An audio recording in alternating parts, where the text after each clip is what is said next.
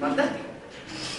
Queremos darte las gracias porque hayas podido venir aquí. Sabemos que estás muy ocupado y que hayas sacado un tiempo para venir a vernos. Pero Lorenzo, sabemos que luego te tienes que ir corriendo a Antena 3. Así que te hemos preparado 3 cosas que seguro que te van a encantar. Primero Sara toca el lápiz el piano y luego Lorena y Inma van a bailar un baile más preparado. Además, uno de vosotros va a tener que cantar.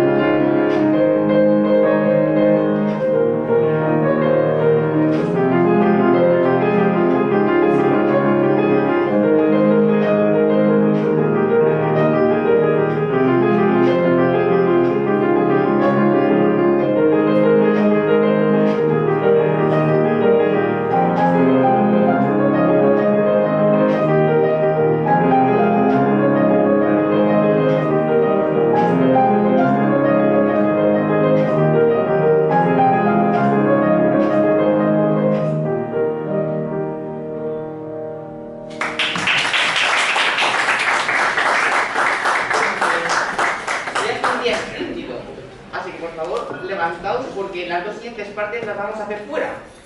Por favor, levantaos.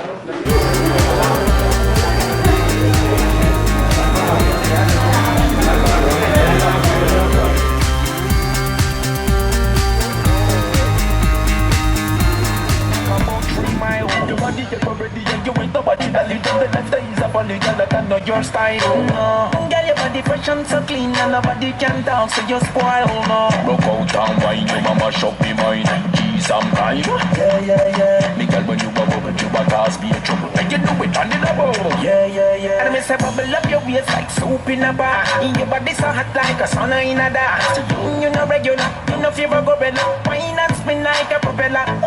Fresh and the scene, girl, everybody eyes on you. Yeah, girl, baby. Put the next over me, I forget the wine over you. Girl, baby. I forget your body, girl, when your body bad. I forget your body, girl, when your body bad. I forget your body, girl, when your body bad. Me girl, you a gift from God. I forget your body, girl, when your body bad. I forget your body, girl, when your body bad. I forget your body, girl, when your body bad. Look around, girl, you a gift from God. Yeah. Siempre que veo a alguien bailar tan bien, me acuerdo de que yo tengo la misma capacidad de bailar de una señal de tráfico, ¿no? Así que me impresionó mucho esa coordinación y esa armonía en los movimientos. Quiero, para empezar, dar las gracias. Ya las he podido expresar antes, pero no me importa nada repetirlo. La verdad es que hace no mucho me hicisteis un magnífico regalo, que es ponerle mi nombre a una biblioteca. Creo que a un escritor no se le puede hacer un regalo mejor ni mayor. Para intentar corresponder mínimamente, Juan Antonio me dio una lista de los libros que os faltaban, de los que tengo publicados, que me temo que ya son demasiados. He traído todos los que he podido, no están todos, me falta alguno, porque de alguno yo mismo me he quedado con casi sin ejemplares, solo con uno. Pero bueno, a ver si puedo hacer que esté completa la biblioteca, por lo menos lo más completa posible. Y espero que os sirva de algo tener ahí eso. Incluso os he traído, lo puedo decir, es como una pequeña noticia del día del libro, vais a tener un libro antes que nadie, el libro que saldrá el 5 de mayo, que se llama Castellano, es una novela histórica sobre la revolución de las comunidades de Castilla. Bueno, pues tenía un ejemplar y os lo he traído, así que vosotros ya lo tenéis, no tenéis que esperar al 5 de mayo, que es cuando llegará a las librerías. También ayer me llamaron de una radio para preguntarme qué iba a hacer en el día del libro y bueno, pues gracias a vuestra invitación pude responder por lo que voy a hacer. Es lo mejor que creo que se puede hacer en el día del libro, que es encontrarme con lectores de buena mañana y además encontrarme con lectores en un centro de enseñanza. Tendremos lectores si los hacemos, tendremos lectores no solo si enseñamos a leer, sino si ayudamos a que las personas tengan la sensibilidad necesaria para apreciar y para valorar la lectura. Y yo creo que el lugar más importante para fomentar y para promover la lectura es un centro de enseñanza. Es un instituto, es cualquier colegio, es cualquier lugar donde se les dé a las personas esa sensibilidad y esas herramientas para disfrutar de la lectura. Y digo disfrutar, no tanto para entenderla, porque a mí no me importa tanto, ni en mi calidad de escritor, ni en mi calidad de lector, no es lo que más me importa, el conocimiento, el contenido o el bagaje que te puedan dar los libros. Lo que me ha importado desde siempre como lector y me importa desde siempre como escritor es el recreo, la felicidad, la alegría que produce la lectura de un libro que te cuenta algo que te interesa, que te concierne, que te gusta, que te conmueve. Eso es lo que a mí me mueve a leer, eso es lo que a mí me mueve a escribir, y sé que eso es lo que determina que haya un lector o no lo haya. Por muchos discursos que le demos a alguien sobre lo que va a aprender leyendo, si no encuentra esa alegría, si no encuentra ese disfrute, si no encuentra esa felicidad y esa libertad personal, creo que no será lector. Creo que paradójicamente estos últimos tiempos, en los que por lo menos durante algunos meses todos hemos estado encerrados, muchas personas han descubierto que la lectura puede ser una forma de evasión en el mejor sentido de la palabra, una forma de superar los encierros. En aquel caso era un encierro físico, era un encierro en nuestros domicilios, pero también hay otro tipo de encierros, hay encierros mentales, hay encierros emocionales, de los que un buen libro nos puede extraer y nos puede abrir de repente un campo abierto para maniobrar donde parecía que no había espacios. Es curioso porque eso que dicen las estadísticas parece que han subido los índices de lectura, y que también yo recibo a través de bastantes mensajes de lectores que me cuentan pues que personas de su entorno, lectoras que me dicen que su marido, su padre, su hijo, que no leía, de repente con el confinamiento ha empezado a leer o ha vuelto a leer, incluso personas que te dicen yo no leía porque me daba pereza y he vuelto a leer y he recuperado el placer que es leer, y he visto, bueno, pues lo que te aporta la lectura, por decirlo de una manera muy simple y perdonadme, que no te aporta una serie de Netflix, ¿no? Lo que no te aporta otro tipo de evasión, lo que no te aporta estar trasteando en Instagram durante un par de horas, ¿no? Bueno, que te puede aportar muchas cosas, pero quizá también tiene un límite en el tiempo, ¿no? Como la gente ha estado 10, 12 horas sin saber qué hacer, pues bueno, quizá una de las partes buenas de la pandemia, de las pocas, es que alguna gente se ha encontrado con los libros. Y eso coincide con algo que a mí me han contado más de una vez personas, lectores muy particulares, con los que he tenido la posibilidad de hablar, que son los presos, las personas que están privadas de libertad en las cárceles, personas para las que el confinamiento no son 2 meses por culpa de una epidemia, sino que a lo mejor son 5 años, o 6 años, o 15 años, o 20 años. Muchos de ellos me han dicho muchas veces que los libros son para ellos la verdadera forma de liberación, en tanto están privados de su libertad. Bueno, pues no quiero alargar mucho el discurso. Estabais amenazados de que os preguntáis, os harán cantar. No sé cómo andáis de capacidades canoras por aquí, pero bueno, si tenéis alguna pregunta, yo estoy a vuestra disposición. Venga.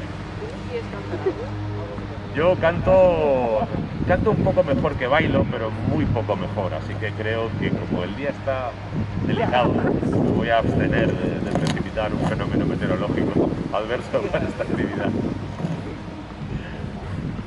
Sí.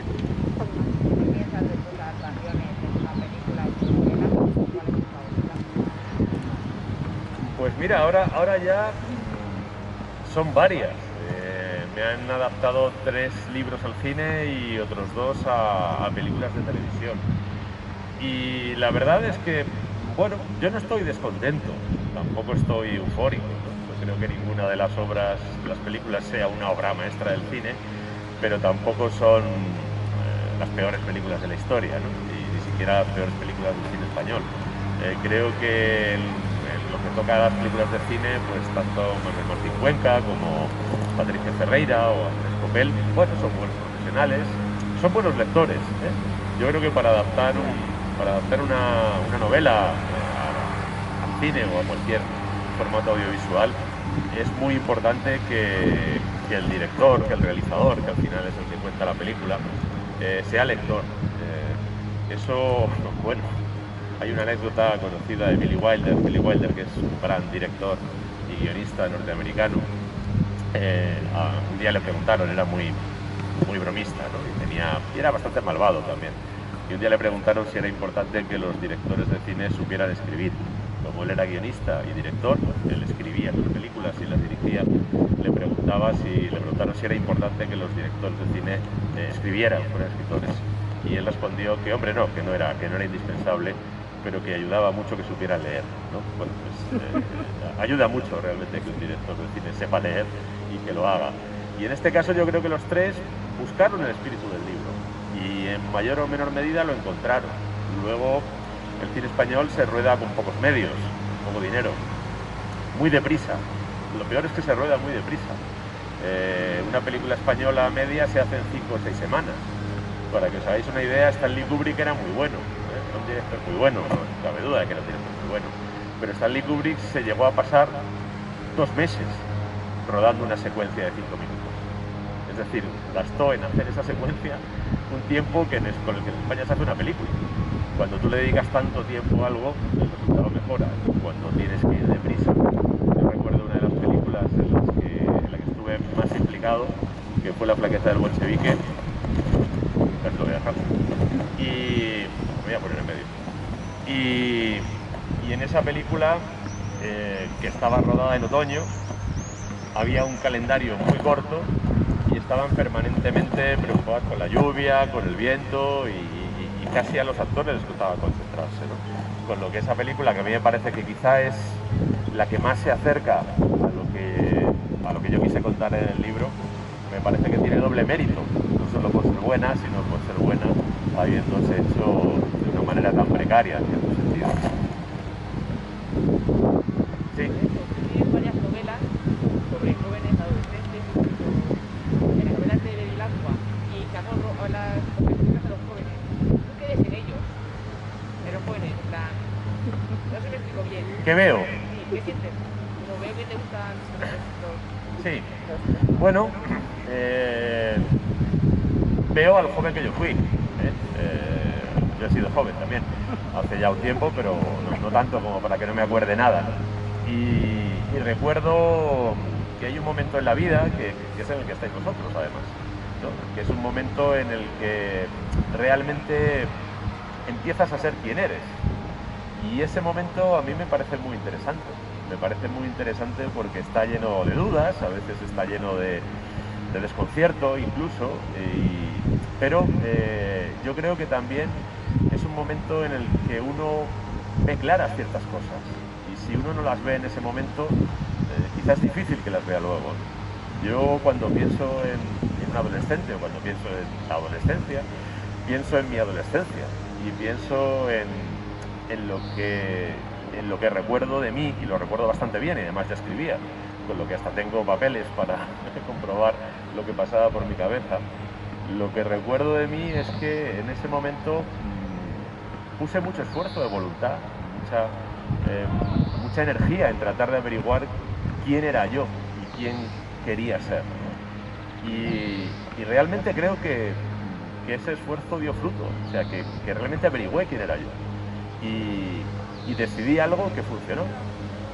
Pensé que a lo mejor no iba a funcionar y cuando yo tenía vuestra edad, pues pensaba mucho, me estoy equivocando, no sé, debería hacerme médico, debería hacerme ingeniero, debería, qué sé yo, tomar un camino más seguro, ¿no? Pero, sin embargo, pensé que yo quería ser escritor, que lo mío era la literatura, que lo mío era la creación. Estudié Derecho y me hice abogado porque tenía que ganarme la vida con algo, pero mi apuesta era por la escritura, y mi apuesta era por la creación, y por la libertad personal a través de la creación, y por la soledad, porque la creación también es bastante solitaria, ¿no? Por lo menos la creación literaria, ¿no? La creación de otro tipo, pues, qué sé yo, vuestras compañeras bailan 2 personas juntas, ¿no? Se hacen compañía, pero el escritor está solo, el escritor está completamente solo ante la página. Y bueno, lo vi claro y me funcionó.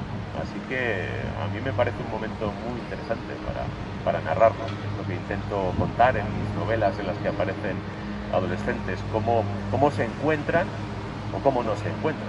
Esa es otra posibilidad. Sí. Ya que estás siendo referente para muchos chavales de nuestra edad, ¿quién fue tu referente o es a día de hoy tu referente en la literatura? Pues no sé. No sé, la verdad es que produce un cierto escalofrío, ¿no? Pensar en ti mismo como referente. Yo casi prefiero no pensarlo, pero sí tengo claro lo que a mí me estimuló a escribir. Lo que a mí me estimuló a escribir fue encontrarme no con uno, sino con muchos referentes, con muchas personas que hablaban de cosas que a mí me importaban y de cosas que yo mismo sentía. Es decir, abría un libro y me encontraba a alguien que decía algo que tenía que ver conmigo, que es algo que yo podría haber dicho si hubiera sabido decirlo, como él o ella lo decían. Y bueno, pues yo recuerdo que en esta edad a la que me refiero, ¿no? Me acuerdo muy bien no solo de lo que hacía, pensaba y escribía, sino también de lo que leía. En aquella época, pues yo leía, por ejemplo, a Ramón Sender, leía por ejemplo, leía a Ernesto Sábato, leía a Juan Carlos Onetti, leía a Kafka, leía a Proust, leía a Virginia Woolf, leía a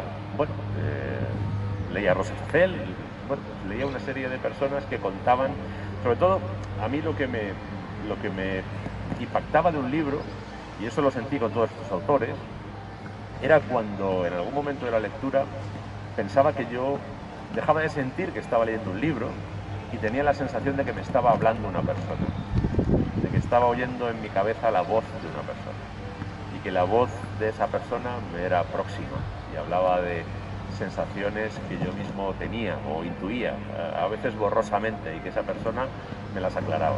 Y todos esos autores, puedo decir que fueron para mí referentes y algunos más. ¿Sí? ¿En qué descripción se llama el nombre del personaje? El Bevilacqua y Chamorro, ¿de dónde sale el nombre? El nombre de los personajes es algo a lo que yo le doy muchas vueltas, porque no solo porque lo vas a escribir muchas veces a lo largo de la novela, sino porque al final se convierte en la tarjeta de presentación del personaje ante el lector, ¿no? Un personaje literario existe solo a través de las palabras, de las que dice y de la palabra que le nombra, ¿no? Que es una palabra muy relevante. Y le doy muchas vueltas. A veces, pues no sé, me fijo en los nombres que son normales en determinado lugar, ¿no? Si ambiento una novela en Guadalajara, pues pienso, me fijo, si tengo información, qué apellidos hay, qué nombre se pone la gente, ¿no?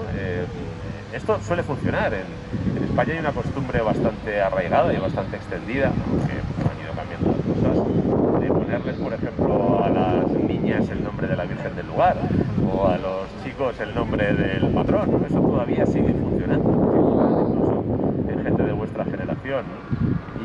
Y el nombre ahí ya tiene una información sobre el personaje, ¿no? De dónde es. Y como hay nombres de vírgenes muy raros, cuando a alguien le ponen un nombre de virgen raro, pues qué sé yo, Montaña, o que son nombres que hay, ¿no? Que una persona se llama Montaña de repente, es que es Virgen Nuestra Señora de la Montaña, o que hay algunos peores, Montaña a fin de cuentas es normal, pero hay algunas vírgenes, algunas Nuestras Señoras que tela, ¿no? Como para llevar el nombre ese toda la vida. Pues eso caracteriza al personaje, al final hay algo en su vida que le acompaña y que le caracteriza. Y en el caso de Bevilacqua y Chamorro, yo lo que pensé fue, ella, si te das cuenta, están cambiados en cierto sentido, ¿no? La mujer tiene un apellido que acaba en O y el hombre tiene un apellido que acaba en A. De cierto modo, la palabra que lo representa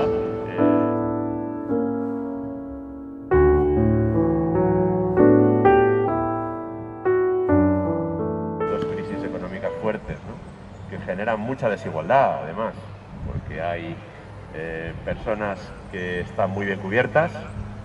Por cierto, en las crisis las personas que están muy bien cubiertas todavía están mejor cubiertas, porque las crisis son muy injustas. Sitúan mejor al que ya estaba bien y ponen peor al que ya estaba mal, pero hay gente que se ha quedado muy fuera de esas oportunidades. Y luego hay algo que a mí me parece que es terrorífico. Yo llevo años diciéndolo, ya está por escrito, y se puede ver en las hemerotecas, pero parece que no hay mucha sensibilidad, ¿no? Yo descubrí, no ahora, descubrí hace un tiempo que la empresa en la que yo entré a trabajar en el año 1989, porque yo ya soy no solo de otros siglos, sino de bien atrás en ese otro siglo, en esa empresa en la que yo empecé a trabajar en el año 89, que más o menos sigue existiendo, ahora se llama de otra manera, pero bueno, y sigue haciendo lo mismo, ¿no? Contrata universitarios jóvenes para servicios profesionales de cierto nivel. Bueno, pues me enteré que las personas que entraban, estoy hablando del año 2014, 2015, ganaban en el año 2015 menos de lo que yo ganaba en el año 89. Eso es una barbaridad. Eso es una barbaridad. Eso es una atrocidad. Y si lo comparas con que hay directivos de bancos que ganan 12 millones de euros al año, pues eso es una barbaridad. Y algo estamos haciendo terriblemente mal. Y hay gente que está enfadada, pero es que tiene motivos para estar enfadada. Y luego hay otros enfados y otros conflictos que para mí son más artificiales y son más gratuitos. Y son muchos. Pues no sé, seguramente si estáis un poco pendientes de las noticias, hay una señora que está por ahí en campaña electoral diciendo que son un terrible problema de inseguridad, que prácticamente nos van a acuchillar a todos 289 menores de edad que están tutelados por la Comunidad de Madrid, ¿no? Hombre, yo creo que la Comunidad de Madrid tiene otros problemas más graves que eso, ¿no? Que 289 menores tutelados. No digo que alguno a lo mejor no sea mala gente o no esté bien educado o no pueda irse en la pinza y no pueda hacerle daño a alguien, ¿no? Pero muy dudoso que ese sea el gran peligro al que se enfrenta la sociedad madrileña, ¿no? Y yo viví 7 años en Cataluña y Cataluña está llena de gente, lamentablemente, que piensa que los españoles los oprimen, los sojuzgan, los apalean, los masacran. Bueno, yo de verdad que les recomendaría a todos que fueran al diccionario y buscaran oprimir, sojuzgar, masacrar y vieran cuál es el verdadero sentido de esas palabras, que algunas personas desaprensivas y con finalidades bastante espurias han pervertido completamente, porque la primera manera de manipular a las personas es pervertir el lenguaje y además con ánimo de confrontar y de dividir y con ánimo de sembrar odio y de hacer reventar una sociedad. No os lo digo porque me lo hayan contado, he estado allí 7 años y los he visto actuar y bueno, pues eso es lamentable y además si lo dices pues te señalan. Yo sé decirlo en el año 2017 y empecé a recibir mensajes de gente que me decía que mis libros les daban asco, que antes ponían mis libros a sus alumnos y ahora los iban a quitar. Bueno, pues muy bien, ellos verán. Yo no puedo dejar de decir las cosas como las pienso y cuando las veo y cada uno que haga lo que le parezca, ¿no? No me voy a callar porque alguien me quiera represaliar. Sí. O sea, estos últimos años siempre se ha hecho eventos culturales en Getafe, como Getafe Negro y más eventos así. ¿Te gustan cómo están haciendo? No te he oído el final, te he oído lo de hasta Getafe Negro. Si te gusta, en plan, cómo los organizan, cómo se prepara Sí. todo. Bueno, desde hace 13 años, o casi 14, ahora será la 14ª edición este año, si la conseguimos sacar adelante, que espero que sí.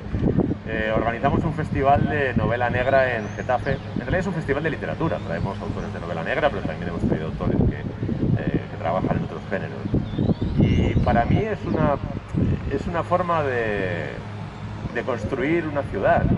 Hay quien piensa que las ciudades se construyen solo con edificios, o con monumentos, o con auditorios, ¿no? Yo creo que una ciudad también se construye con su patrimonio inmaterial, ¿no? Y un festival cultural es un patrimonio inmaterial, pero al final forma parte del tejido de la ciudad. Y yo estoy muy contento por haber podido lanzarlo, por haber conseguido con el equipo del ayuntamiento y con todas las personas que trabajan en el festival, que son muchas, no estoy yo solo ni mucho menos, y de hecho probablemente mi aportación es la más prescindible, pero estoy muy contento de que hayamos conseguido levantar algo y que se sostenga. Y no ha sido fácil, no fue fácil lanzarlo, no ha sido fácil sostenerlo. Hemos pasado 2 crisis económicas ya, en las que se nos han ido patrocinadores, se han reducido presupuestos hemos cambiado 3 veces de alcalde y pese a todo el festival se mantiene, con lo que quiere decir que sí que está formando parte ya del tejido de la ciudad. Y cómo se hace, hombre, yo no soy quien para juzgarlo porque estoy detrás, por lo menos no puedo juzgar mi trabajo, ¿no? Lo que sí puedo es valorar el trabajo de mis compañeros, porque algo así no sería posible si no hubiera un equipo de personas que trabajan por algo más que el dinero que les pagan, si fuera solo por el dinero que les pagan, que es muy poquito, no sería una razón, ¿no? Trabajan porque creen en la cultura como forma de cohesionar y de ensamblar una sociedad. Sí. Antes habías dicho que tú tenías claro que querías ser escritor. ¿Cuándo supiste que te podías dedicar a escribir y que podías ganarte la vida escribiendo? Mucho después. De hecho, te diría que 20 años después. Yo empecé a ver que quizá podría, por lo menos durante un tiempo, vivir de la literatura en el año 2000, cuando llevaba 20 años escribiendo. Y pese a todo no me precipité. Empecé a vender libros, me dieron el premio Nadal, empecé a negociar incluso adaptaciones para el cine, empecé a colaborar en medios de comunicación. Bueno, pues me di cuenta de que tenía otras posibilidades de tener ingresos y mantener a mi familia. Yo tenía 2 hijos ya entonces. Y empecé a pensar en la posibilidad, pero como no lo veía claro, porque también pensé que la historia de la literatura está llena de eso, de autores que tienen un éxito y luego no vuelven a tener ninguno más. Durante 2 años negocié con la empresa en la que yo trabajaba y estuve trabajando a media jornada. Una media jornada flexible. Es decir, yo trabajaba unas 6 horas al día y me las distribuía como, bueno, pues así podía ir a presentaciones, así podía hacer cosas al margen de esa profesión. Y en el año 2002, pues pensé, después de 2 años viendo que mi actividad se mantenía, que los libros se seguían vendiendo y que parecía que no me caía el caballo, pues pensé no que lo podía, incluso pensé que lo debía intentar. Por un lado, lo que me retenía era que tenía 2 bocas que alimentar, ¿no? Pero por otra parte pensaba, bueno, es que esto es mi vocación, desde siempre. Si tengo una oportunidad de hacerlo, lo tengo que intentar. Y en el año 2001, a finales del año 2001, nació mi segundo hijo, Pablo, y me pedí una excedencia de paternidad. Eso que normalmente de casi ningún hombre en España, y menos entonces. Yo me pedí una excedencia de paternidad y la idea era, bueno, pues durante un año, primero puedo estar con el niño, cosa que la verdad es que a todos los padres, y si alguno el día de mañana sois padre, os lo recomiendo. La verdad es que tener la oportunidad de estar con tu hijo los primeros meses de su vida es algo que luego funciona toda la vida en la relación que tienes con él. Y bueno, pues sin tener la presión de tener que ir a una oficina, pues como estaba en casa, me podía dedicar más a escribir. Y esa excedencia de paternidad la cogí en el año 2002 y no he vuelto nunca. No he vuelto nunca de esa excedencia de paternidad, porque desde entonces no me ha faltado el trabajo como escritor. Sí, si queréis, que no habíais preguntado. Sí, tú primero y luego ya te digo. A mí me gustan mucho las 2 cosas. La verdad es que leer depende mucho del libro, ¿eh? Yo a veces leo por obligación, y cuando el libro no te convence, leer no es tan agradable. Y si el libro te convence muy poco, leer puede ser un suplicio, la verdad. Pero si un libro realmente te gusta y realmente estás dentro de él, para mí leerlo es un placer que no se compara con prácticamente ningún otro, ¿no? Pero escribir a mí también me gusta mucho. Hay escritores que te dirán que sufren mucho escribiendo. Yo a veces lo paso mal cuando no me sale bien algo, cuando estoy ya cansado y intento escribir y noto que me falta la fluidez de la primera hora, ¿no? Bueno, pues no es agradable. Pero no es un sufrimiento, es una dificultad. Si yo sufriera haciendo esto, a lo que dedico algunos días, 10 o 12 horas, si yo sufriera haciendo esto, me dedicaría a cualquier otra cosa. Yo masoquista no soy, pero vamos, no puedo estar más lejos de ser masoquista. Si yo escribo es porque disfruto mientras escribo, disfruto mientras le doy forma a las palabras y a las frases, si queréis, y disfruto mucho antes de escribir, disfruto mucho trabajando para tener una historia de contar. No sé, el último libro este que os he traído, que sale el 5 de mayo, es una novela histórica, que habla de cosas que pasaron hace 500 años. Naturalmente yo no estaba allí, y para poder contarlo me he pasado muchas horas leyendo y buscando las voces de los protagonistas. Me he pasado también unas cuantas horas viajando a los lugares donde sucedieron las cosas, y esa parte para mí es un disfrute, es de lo que más me gusta. Sí, gracias.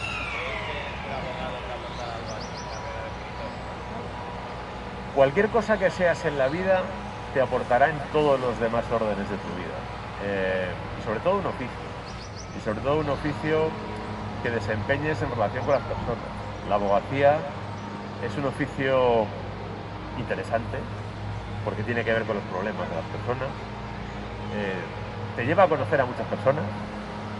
Yo cuando trabajaba como abogado, pues en esa condición pude conocer a personas que tenían mucho y a personas que no tenían nada, a personas